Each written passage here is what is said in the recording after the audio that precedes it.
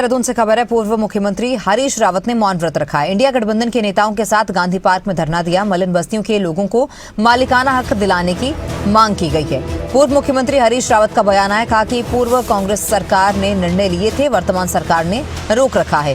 सरकार बस्तियां उजाड़ने का प्रयास कर रही है। कहा कि लोगों के हित की रक्षा और मालिकाना हक दिलाना जरूरी है। जो हमारे संघर्ष के संगठन हैं, उन्होंने इस राज्य के अंदर कुछ ऐसी समस्याएं उठ करके खड़ी हुई हैं, जिन समस्याओं के कारण लाखों लोगों के सामने अपने छत बचाने का, अपने परिवार को बचाने का, अपनी जिंदगी भर की कमाई और श्रम को बचाने का प्रश्न पैदा हो गया है। और उसका समाधान केवल राज्य के हाथ में है, सरकार के हाथ में है।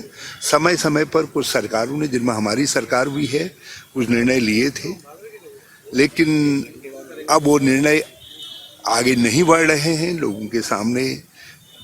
जैसे कुछ जगहों खत्ते, गोठ, टोंगिया गांव आदि हैं, जो वर्षों से मेरा अपना अनुमान है कि जब जंगल की व्यवस्था अस्तित्व में आई होगी तो उसी समय ये टोंगिया गांव आदि, खत्ते, गोठ आदि की व्यवस्था भी सामने आई।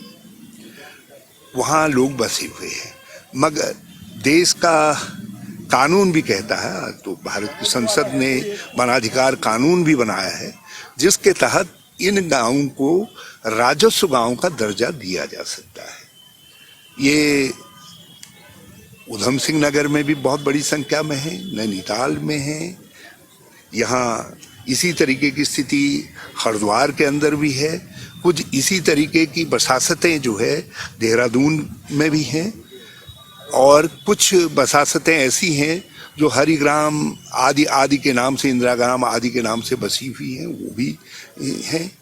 कुछ मलिन बस्तियों के रूप में जब शहरी व्यवस्था सामने आई तो उनकी आजीविका के साथ जुड़े हुए गरीब लोगों ने जो है अपने नदी नालों के खाले आदि आदि के किनारों पर लोग बसे, तो उनको मालिकाना हक देने के बाद भी राज्य के कानून कहता है, विधानसभा द्वारा पारित कानून कहता है, लेकिन उनके ऊपर भी आज तलवार लटकी हुई है।